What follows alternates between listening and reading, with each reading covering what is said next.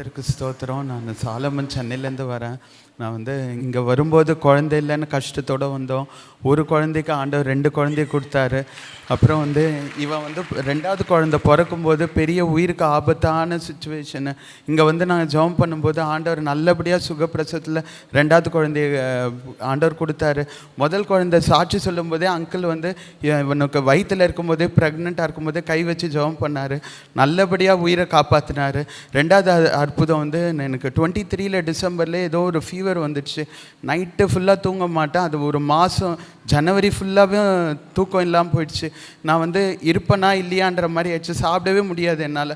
ஒரு வாய் சாப்பிட்டா கூட அது கசப்பாக தான் இருக்கும்.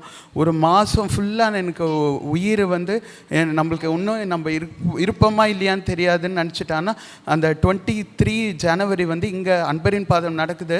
நான் ஆன்லைனில் பார்த்துங்கிறேன். கேஎம்சியில் என்னுடைய டெஸ்ட்டெல்லாம் நாங்கள் எடுத்துன்னு இருக்கிறோம். அப்போ அங்கிள் ஒரு வார்த்தை சொன்னார், பரலோகத்திலேருந்து ஒரு ஜீவநதி புறப்பட்டு வரும், அது போகும் இடமெல்லாம் ஆரோக்கியப்பட்டு பிழைப்பீர்கள். அப்படி அந்த வார்த்தையை தான் நான் பிடிச்சிக்கினேன். ஆன்லைனில் பார்த்துன்னு இசப்பா அன்பரின் பார்த்து அங்கே போயின்னு இருக்குது. நாங்கள் போகாமல் கேஎம்சியில் உட்காந்து இருக்கேன் என்னுடைய டெஸ்ட்டுக்கு. ஜனவரி மாதமே எனக்கு எல்லா காரியமும் நல்லபடியாக, அந்த டெஸ்ட்டில் எதுவுமே இல்லை, நீங்கள் நல்லா இருக்கீங்கன்னு சொல்லிட்டாங்க. அந்த வசனத்தை நான் பிடிச்சு கொண்டேன். எனக்கு உயிரை கொடுத்தாரு ஆண்டவர். 3வது காரியம் நான் பிஹெச்டிக்காக அப்ளை பண்ணி பல வருஷமாக நான் படிச்சுன்னு இருந்தேன். ஆனால் இங்கே நான் ஜாப் பண்ண ஆரம்பித்ததுலேருந்து ஒவ்வொரு மாதமாக என்னுடைய ஃபைல்ஸு என்னுடைய எல்லா ஜேர்னல்ஸும் டக்குன்னு பப்ளிஷ் ஆக ஆரம்பிச்சிச்சு. எனக்கு அவ்வளோ ஞானமே கிடையாது. ஆனால் இங்கே நான் ஜாப் பண்ணும்போது அங்கிள் ஒவ்வொரு வசனமும் கொடுக்கும்போது அதை எனக்காக நான் எடுத்துக்குவேன். அன்பரின் பாதம் ஆண்டவர் எனக்கு அங்கிள் சொல்லுவார் ஞானத்தை டவுன்லோட் பண்ணி தருவாருன்னு. அந்த மாதிரி எனக்கு ஆண்டவர் ஞானத்தை கொடுத்தாரு. எனக்கு ஞானமே கிடையாது. இந்த பிஹெச்டி முடிக்க எனக்கு ஞானம் கிடையாது. ஆனால் ஆண்டவர் தான் எனக்கு ஞானத்தை கொடுத்தாரு.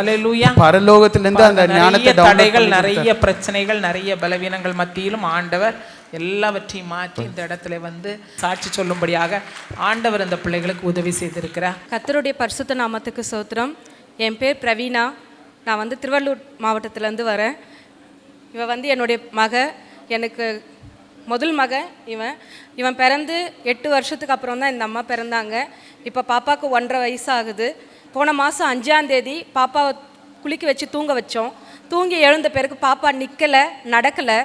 5ஆம் தேதி அதுக்கப்புறம் ஹாஸ்பிட்டல் கூட்டின்னு போகும்போது அவங்க என்ன சொன்னாங்கன்னா, உடனே அட்மிட் பண்ணுங்கள் குழந்தைய அப்படின்னு சொல்லிட்டாங்க. நாங்கள் ஹாஸ்பிட்டல் எட்டுமே அட்மிட் பண்ணோம்.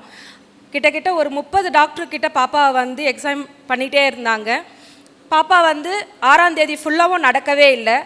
நாங்கள் எல்லாருமே குடும்பமாக ஜபிச்சுட்டே இருக்கோம். எம்ஆர்ஐ ஸ்கேன் எடுக்கணும், பாப்பாவுக்கு ஏதாவதுன்னா நாங்கள் ஸ்பைனலில் தான் கை வைப்போம் அப்படியெல்லாம் சொல்லி டாக்டருங்க பயமுறுத்திட்டாங்க. நாங்கள் அன்றைக்கி நைட் ஃபுல்லாக ஜபிச்சுட்டே இருக்கோம். மறுநாள் காலையில் 7ஆம் தேதி காலையில் பிரதருடைய மங்கள வார்த்தை, எங்கள் அம்மா ரெகுலராக மங்கள வார்த்தை பார்த்துட்டே இருப்பாங்க. ஐயாவுடைய மங்கள வார்த்தை பார்ப்பாங்க. நம்பிக்கை டிவியில் 11 மணிக்கு ஐயாவுடைய மெசேஜ் வரும். அதுவும் பார்த்துட்டு தான் எங்கள் வீட்டில் தூங்குவாங்க. காலையில் 7ஆம் தேதி காலையில் ஐயா ப்ரேயர் பண்ணிகிட்டே இருக்காங்க. அப்போ ஐயா சொல்கிறாரு, ஒருவேளை என் பிள்ளை இன்னும் நடக்கலைன்னு நீங்கள் சொல்லிட்டு இருக்கலாம். ஆண்டவர் ஒருவேளை தீர்க்க தரிசனமாக செய்தி மூலமாக சொல்லியிருக்கலாம், ஊழியக்காரங்க மூலமாக சொல்லியிருக்கலாம், உங்கள் தனிப்பட்ட ஜபத்தில் சொல்லியிருக்கோம், பிள்ளைய மான்கால்களின் கால்களை பொருத்தணும். ஐயா அந்த வசனம் சொல்லும் போது பாப்பா பெட்லேருந்து அவளாவே நடந்து வர ஆரம்பிச்சிட்டா. சோத்திரம்.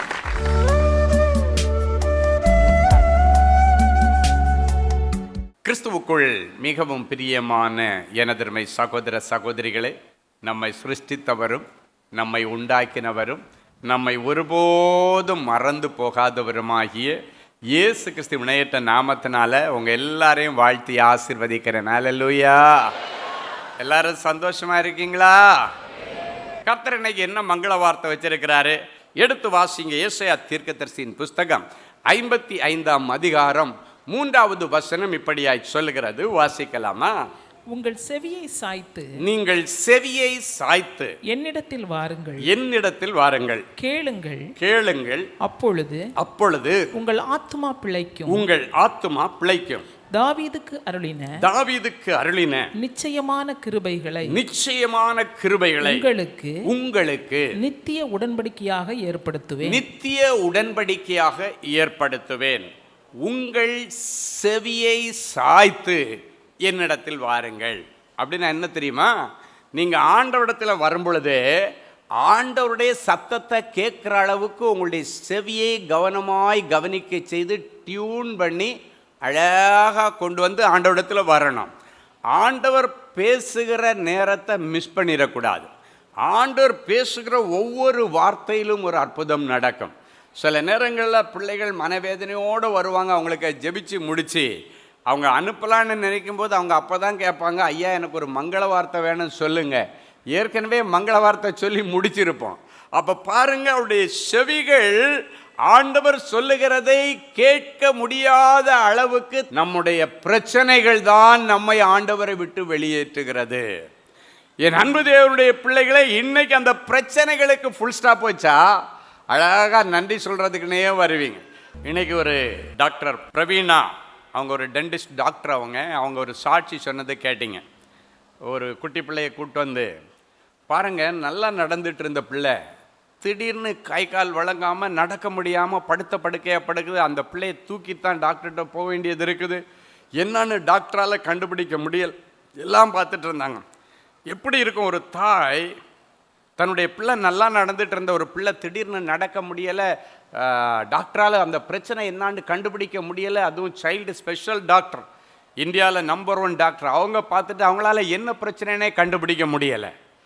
கண்ணீரோடு அந்த பிள்ளையை தூக்கிட்டு வந்து படுக்கையில் போட்டுட்டு காலையில் மங்கள வார்த்தையை ஆன் பண்ணி கேட்குறாங்க. அப்பொழுது அந்த மங்கள வார்த்தையில் ஆண்டவர் சொல்கிறாரு, உன் பிள்ளைக்காக உன் பாஸ்டரை ஜெபம் பண்ணியிருக்கலாம், நீ ஜெபம் பண்ணியிருக்கலாம், உன்னுடைய தனிப்பட்ட ஜெபத்தில் ஜெபத்தை நீ பண்ணியிருக்கலாம், நீ ஆண்டவரிடத்தில் விண்ணப்பித்திருக்கலாம். அந்த விண்ணப்பத்தை ஆண்டவர் கேட்டு எழும்பி நடக்க முடியாத உன் பிள்ளைக்கு மான் கால்களின் கால்களை ஆண்டவர் பொறுப்பேற்றார். ஹல்லேலூயா. இதை கேட்டுட்டு இருந்துட்டு எப்படி இருக்கும் பாருங்க அந்த சீன். அவங்க நேரடியாக வந்து என்கிட்ட சொன்னாங்க, இந்த வார்த்தையை நான் கேட்டுட்டே இருக்கும் பொழுது உன் பிள்ளையுடைய கால்களை மான்கால்களை போல மாற்றுவேன்னு சொல்லிட்டு ஆண்டவர் பேசின அந்த வார்த்தையை தன் இருதயத்திலே தன் பிள்ளைக்காக எடுத்துட்டு திரும்பி பார்க்கிறா. பிள்ளை இறங்கி நடந்து வருது, பெட்டில் இருந்து இறங்கி. ஹல்லேலூயா. நடக்க முடியாம பெட்டில் அங்கே இங்கே திரும்ப முடியாம இருந்த பிள்ளை எழுந்து நடந்து வருகிறது. ஆண்டவர் சொன்னார், மான் கால்களின் கால்களை உன் பிள்ளைக்கு கொடுப்பேன். ஒரு செகண்ட்ல பாருங்க, ஏதாயிலும் செய்கிற ஆண்டவர். இன்னைக்கு சாட்சி சொல்லும் பொழுது பிள்ளை நடந்து வர்றது, அட் எ டைம்ல அவளை நடக்க வைக்க முடியுமானால் என் ஆண்டவர் ஒருவரால தான் முடியும். ஹல்லேலூயா. உனக்கு அத்தியாவசியமா என்ன தேவையோ அந்த காரியத்தில் ஆண்டவர் அற்புதம் செய்துட்டார்.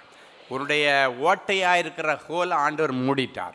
உன்னுடைய தீராத உதிர போக்குக்கு ஆண்டவர் முடிவை கொண்டு வந்துட்டார். உன்னுடைய கற்பப்பையில் இருக்கிற எல்லா ஃபைப்ராய்டு கட்டி, நீர்க்கட்டிகள், எல்லா கட்டிகளை ஆண்டவர் அப்புறப்படுத்திட்டார். ஏதாயிலும் செய்யணும் கேட்டீங்கல்ல, உன்னுடைய பிரெயினில் இருக்கிற அந்த நரம்புகளை எல்லாம் ஆண்டவர் புதுசாக மாத்துறார். ஒருவேளை உன்னுடைய பிள்ளைகளும் இதே போல நடக்க முடியலை, பேச முடியலை, அந்த வயதிற்கேற்ற வளர்ச்சி இல்லை, முதிர்ச்சி இல்லை அப்படின்னு நீங்க இருந்தீங்கன்னா என்ன செய்யணும்? அன்னைக்கு எசேக்கியாவுக்கு என்ன தேவை? உயிர் பிழைச்சா போதும். என்ன நடந்துச்சு தெரியுமா? ஆண்டவர் 15 வருஷம் கூட்டி கொடுத்து அந்த எக்ஸ்டென்ஷன் பீரியடில் 3 வருஷம் கழிச்சு தான் அவனுக்கு குழந்தை பிறக்குது. அவன் 15 வருஷம் கழிச்சு மரிக்கும் பொழுது அவனுக்கு பிறந்த பிள்ளைக்கு வயசு 12 என்று போடப்பட்டிருக்கிறது. அப்படின்னா என்ன அர்த்தம் தெரியுமா? இந்த எக்ஸ்டென்ஷன் பீரியடில் 3 வருஷம் கழிஞ்சுதான் அவனுக்கு குழந்தையே பிறந்தது. இன்னைக்கு ஆண்டவர் சொல்றாரு, உனக்கு சந்ததி அற்று போகாதபடிக்கு ஜெயம் கொடுத்த கர்த்தருக்கு ஸ்தோத்திரம்.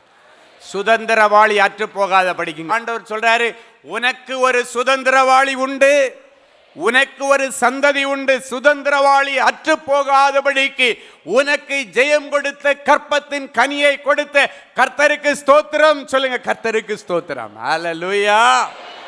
சரி, ஆண்டவரிடத்துல வந்தா ஏதாவது செய்வாரா? என்னெல்லாம் செய்ய போறாரு? முதல்ல சொல்றாரு, என்கிட்ட வந்தியன்னா உன்னை வெளியே போன்னு புறக்கணிச்சு தள்ள மாட்டேன். முதல் பாயிண்ட், என்னிடத்தில் வாருங்கள், புறம்பே தள்ளுவதில்லை. யோவான் எழுதின சுவிசேஷம் 6ஆம் அதிகாரம் 37வது வசனம் சொல்லுகிறது, பிதாவானவர் எனக்கு கொடுக்கிற யாவும் என்னிடத்தில் வரும், என்னிடத்தில் வருகிறவனை நான் புறம்பே தள்ளவில்லை. ஆண்டவரை தேடி வந்தீங்கன்னா ஆண்டவர் சொல்றார், உன்னை நான் புறம்பே தள்ளுவதில்லை. ஒருவரும் உன்னை தள்ளுவதற்கு நான் அனுமதி கொடுக்கவும் மாட்டேன். யாராவது உன்னை தள்ளி வச்சிருந்தேன்னு நினைக்கிறாங்களா? உன் புருஷனே உன்னை தள்ளி வச்சிருந்தேன்னு நினைக்கிறாரா? இன்னைக்கு உன் புருஷனுடைய இதயத்தில் நான் பேசுவேன். உன் மனைவி உன்னை தள்ளி வச்சிருந்தேன்னு நினைக்கிறாங்களா? உன் மனைவி இடத்துல நான் பேசுவேன். முதல்ல என்னிடத்தில் வாருங்கள், புறம்பே தள்ள மாட்டேன் அப்படின்னு சொல்லிட்டார். அப்படின்னா யாரெல்லாம் இன்னைக்கு தள்ளப்பட்ட நிலைமையில் வந்திருக்காங்களோ, உலகம் உங்களை தள்ளி இருக்கலாம், ஆண்டவர் உங்களை சேர்த்து உங்களுக்கு அற்புதங்களை செய்வார். ரெண்டாவது, என்னிடத்தில் வாருங்கள், உங்களை பசி ஆற பண்ணுவேன் என்று ஆண்டவர் சொல்றார். என்னிடத்தில் வாருங்கள், உங்களை பசி ஆற்றுவேன். யோவான் 6:35 இப்படியாய் சொல்லுகிறது. எடுத்து வாசிப்போமா? இயேசு அவர்களை நோக்கி ஜீவ அப்பம் நானே, என்னிடத்தில் வருகிறவன் ஒரு காலும் பசியடையான். ஆண்டவரிடத்துல வந்தா உங்களை பசியோட வைக்க மாட்டார். எத்தனை பேர் ஆமேன்னு சொல்ல முடியும்? அப்ப பசி இல்லாம இருக்கணும்னா நல்ல ஆகாரம் வேண்டும். ஆகாரம் வேணும்னா வருமானம் வேணும். ஆண்டவர் நிரம்பி வழிகிற செல்வங்களை கர்த்தர் இன்னைக்கு உங்களுக்கு கொடுக்க போறார். ஹல்லேலூயா. ஆமா, சொல்றாரு, என்னிடத்துல ஒருத்தன் வந்தா அவனை பசியோட வைக்க மாட்டேன். என் அன்பு தேவனுடைய பிள்ளைகளே, பசி என்ன, கொடுமை என்னன்னு ஆண்டவருக்கு தெரியும். அவர் உபவாசம் இருந்து வெளியே வரும் பொழுது அவர் பசியா இருக்கிறத பிசாசு கண்டு சோதனைக்கு நேராக நடத்தின. அப்ப அந்த பசின்னா என்னன்னு அவருக்கு தெரியும்.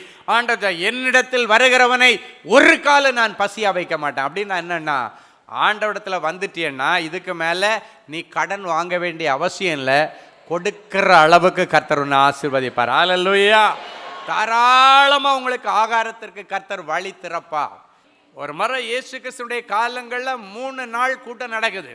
3ஆவது நாள் கூட்டத்தில் இதுக்கு மேலே அங்கே சாப்பிடாம வீட்டுக்கு போய் எப்போ சமைக்க முடியும், எப்போ வெளியே போய் வாங்க முடியும், சாயங்காலம் ஆயிட்டுன்னு ஆண்டவர் சொல்கிறாரு, அவங்களுக்கு நான் சாப்பாடு கொடுத்து அனுப்ப மனதாயிருக்கிறேன். ஒரு அழகான வசனம் அப்படியே சொல்லப்பட்டிருக்கிறது. என்னிடத்தில் 3 நாள் தங்கியிருந்தார்கள், சாப்பிட ஒன்றுமில்லாதிருக்கிறார்களை அவர்களை பட்டினியாய் அனுப்பிவிட எனக்கு மனதில்லை என்று மத்தேயு 15:32 எழுதுறார். என்ன சொல்றாரு? அவங்கள பட்டினியோடு அனுப்பிவிட எனக்கு மனசு இல்லை, உன்னை வெறும் கையோடு அனுப்பிவிட என் ஆண்டவருக்கு மனதில்லை. எனவே உனக்கு ஏதாயிலும் ஒன்று ஆண்டவர் கொடுத்து அனுப்புவார். ஆகாரமும் கொடுப்பார், ஆகாரத்திற்கு தேவையான வருமானத்திற்கும் வழி திறப்பார். நல்ல சம்பளத்தில் உன் பிள்ளைங்க செட்டில் ஆக போறாங்க. ஆமென். நல்ல தாராளமாக கை நிறைய சம்பளம் வாங்கி இனி அநேகரை நீங்கள் போஷிக்கிற அளவுக்கு கர்த்தர் உங்களை ஆசீர்வதிப்பார். ஆமென். ஆமாம், அது ஆண்டவருக்கு லேசான காரியம். ஆகாரம் இல்லாதவங்களுக்கு எப்பவும் ஆகாரம் கொடுக்க நீங்கள் தயாராக இருக்கணும். அன்னைக்கு அப்படி தான் 5 அப்பம் 2 மீனை வச்சு 5000 பேர் சாப்பிட்டு அதன் பிறகு 12 கூட மிச்சம் எடுத்தாங்களாம். ஏன்னா எல்லாம் சாப்பிட்டு முடிச்சுட்டு இயேசுநாதருக்கு கூட 12 பேர் இருந்தாங்க. அப்போது ஒவ்வொருத்தருக்கும் ஒரு கூடையை கொடுத்து அனுப்பிவிட்டார். அன்னைக்கு ஆண்டவர் 12 பேருக்கு 12 கூட நிறைய கொடுத்து, அதுவும் ஓவர்ஃப்ளோ கூட கொடுத்து அனுப்பினார். ஏன் தெரியுமா? இயேசுவோடு இருந்தவர்கள், ஒன்றும் இல்லாமல் இருந்ததை பார்த்தவர்கள் இப்போ தலையில் ஒரு சுமடை சுமந்துட்டு போகிறான், சுமக்க முடியாத அப்பங்களோடு.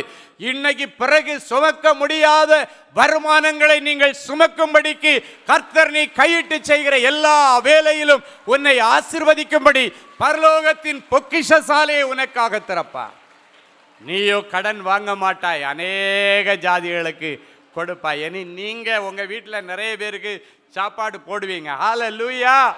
ஆமாம், நிறைய ஏழைகளை நீங்கள் படிக்க வைப்பீங்க. ஆமென். என் அன்பு தேவனுடைய பிள்ளைகளை, ஆண்டவரிடத்தில் வந்திருக்கிற உங்களுக்கு இன்றைக்கு வருமானத்திற்கு ஏதாகிலும் கர்த்தர் செய்வார். ஹல்லேலூயா. அடுத்து ஆண்டவர் அவங்களை பிளஸ் பண்ணி அனுப்புவார். என்னிடத்தில் வாருங்கள், உங்களை ஆசீர்வதிப்பேன் என்று சொன்ன ஆண்டவர் இன்னைக்கு உங்களுக்கு என்னென்ன பிளஸ்ஸிங் தேவையோ எல்லாம் கொடுத்து அனுப்புவார். திருமண தடைகள் நீங்கும், நல்ல காரியங்கள் சுப காரியங்கள் நடக்கும், பிள்ளை பாக்கியங்களுக்கு கர்த்தர் வழி திறப்பார். மத்தேயு 19ஆம் அதிகாரம் 14-15 ஆகிய வசனங்கள் இப்படியாய் சொல்லுகிறது. எடுத்து வாசிப்போமா? இயேசுவோ சிறு பிள்ளைகள் என்னிடத்தில் வருகிறதுக்கு இடம் கொடுங்கள், சிறு பிள்ளைகள் என்னிடத்தில் வருவதற்கு இடம் கொடுங்கள், அவர்களை தடை பண்ணாதிருங்கள், அவர்களை தடை பண்ணாதிருங்கள், பரலோக ராஜ்யம் அப்படிப்பட்டவர்களுடையது என்று சொல்லி அவர்கள் மேல் கைகளை வைத்து பின்பு அவ்விடம் விட்டு போனார். அன்னைக்கு இயேசுநாதர்கிட்ட பெற்றோர்கள் பிள்ளைகளை கொண்டு வந்து அவங்க தலையில கை மட்டும் வச்சு அனுப்புங்க பிரதர், நீதிமானுடைய சிரசிலே இனி ஆசீர்வாதம் தங்கும். ஹல்லேலூயா. உன் கற்பத்திலே ஆசீர்வாதமான பிள்ளை தங்கும். ஆமென். அதுல ஒரு கவலையும் படாதீங்க. இது உங்களுடைய நாள், உங்களுடைய அற்புதத்தின் நாள். நான்காவதாக கடைசியாக ஆண்டவர் சொல்லுகிறார், என்கிட்ட வாங்க இளைப்பாறுதல் தருவேன். முதல்ல என்ன சொன்னார்? என்கிட்ட வாங்க உங்களை புறம்பே தள்ள மாட்டேன். ரெண்டாவது என்கிட்ட வாங்க பசியாற்றுவேன். மூணாவது சொன்னார் என்கிட்ட வாங்க உங்களை ஆசீர்வதிப்பேன். நாலாவது ஆண்டவர் சொல்லுகிறார், என்கிட்ட வாங்க நிம்மதியான ஒரு வாழ்க்கையை கொடுப்பேன்னு சொல்கிறார். அல்லேலூயா. சிலர் சொல்லுவாங்க, நான் நிம்மதியாக தூங்கி எத்தனையோ மாதம் ஆச்சு பிரதர், எத்தனையோ வருஷம் ஆச்சு பிரதர். இன்னைக்கு உங்களுக்கு இலவசமாக நல்ல தூக்கத்தை கர்த்தர் கொடுப்பார். அல்லேலூயா. இன்னைக்கு இல்லை, ஆல் கிளியர் டே. சொல்லுங்கள் பார்க்கலாம். ஆல் கிளியர் டே. உன்னுடைய கடனை எல்லாம் கிளியர் ஆகிடும், அரியர்ஸ் எல்லாம் கிளியர் ஆகிடும். 10 அரியர், 15 அரியர், 12 அரியர் வச்சிருக்கிறவங்க எல்லாருடைய அரியர்ஸ் எல்லாம் ஆல் கிளியர். சொல்லுங்கள் பார்க்கலாம். All clear. ஆமாம், எல்லாம் கிளியர். அதான் இளைப்பாறுதல், சந்தோஷம். ஆமேன். வாசிக்கலாம் மத்தேயு 11:28. வருத்தப்பட்டு பாரம் சுமக்கிற தேவனுடைய பிள்ளைகளே, நீங்கள் எல்லாரும் என்னண்டையிலே வாருங்கள், நான் உங்களுக்கு இளைப்பாறுதல் தருவேன். இன்னைக்கு ஆண்டவர் உங்களை பார்த்து சொல்கிறாரு, என்னென்ன காரியத்தில் உங்கள் சமாதானத்தை இழந்து போனீங்க, அந்த காரியத்தில் இன்னைக்கு ஒரு அற்புதம் நடக்கும். எந்த காரியம்? ஒருவேளை உங்களுடைய படிப்போ இல்லைன்னாச்சுன்னா நீங்கள் சிக்கி இருக்கிற ஏதோ ஒரு பிரச்சனை, ஏதோ ஒன்றில் நீங்கள் மாட்டியிருந்தீங்கன்னா, இது என்னுடைய சமாதானத்தை கெடுத்ததுன்னா அந்த காரியத்தை கர்த்தரிடத்தில் ஒப்புவித்து அவர் மேல் நம்பிக்கை நீங்கள் கடந்து போங்க. அவரே காரியங்களை வாய்க்க செய்கிறவர். அல்லேலூயா. யாவரும் எழுந்து நின்று கண்களை மூடி ஜெபிப்போம். தாயும் தந்தையும் உன்னை மறந்தால் நான் உன்னை மறக்க மாட்டேன்னு சொன்ன தேவன், என் பிள்ளைகளுடைய விண்ணப்பங்களையும் நீர் மறக்கவில்லை. என் பிள்ளைகளையே நீங்க மறக்கலப்பா. கஷ்டத்தோடு வந்திருக்காங்கப்பா, கடனோட வந்திருக்காங்க, வியாதியோட வந்திருக்க. ஏதாவது செய்யுங்க ஆண்டவரே, நீங்க செய்தாதான் போவேன்னு சொல்லுகிற பிள்ளைகளுக்கு இவர்கள் விரும்பினதை கொடுத்து என் பிள்ளைகளை அனுப்பும். ஆண்டவரே, சில பிள்ளைங்க ஆண்டவரே என் பிள்ளைய படிக்க வைக்கணும், ரிசல்ட் வந்த உடனே ஃபீஸ் கட்டணும், ஏதாயிலும் செய்யுங்கன்னு சொல்லி சில பிள்ளைகள் கதறி கொண்டிருக்கிறார்கள். நல்லா படிக்கிற என் பிள்ளைய நான் எப்படியாவது படிக்க வைக்கணும் ஆண்டவரே, ஏதாவது என் பிள்ளைக்கு செய்யுங்கன்னு சொல்லுகிற பிள்ளைகளுக்கு பரத்திலிருந்து ஒத்தாசை வரும் என்று கர்த்தர் சொல்லுகிறார். வானத்தையும் பூமியையும் உண்டாக்கின கர்த்தரிடத்திலிருந்து உன் பிள்ளைய படிக்க வைக்க உன் பணம் வரும், உன் பிள்ளைக்கு கல்யாணத்திற்கான பணமும் வரும், உன் பிள்ளைய வெளிதேசத்திற்கு அனுப்புவதற்கான பணம் வரும். கர்த்தருடைய பர்வதத்திலே அவைகள் எல்லாம் பார்த்து கொள்ளப்படும். ஆண்டவரே, இவர்கள் விரும்பினதை கொடுத்து அனுப்பும். தேவைகள் எல்லாம் சந்தியும் அப்பா. எல்லா நெருக்கடிகள் மாறட்டும் இயேசுவின் மூலம் பிதாவே. ஆமேன், ஆமேன். கிறிஸ்துவுக்குள் அன்பானவர்களே, ஆண்டவராகிய இயேசு கிறிஸ்துவின் இனிய நாமத்தில் அன்பின் வாழ்த்துக்கள்.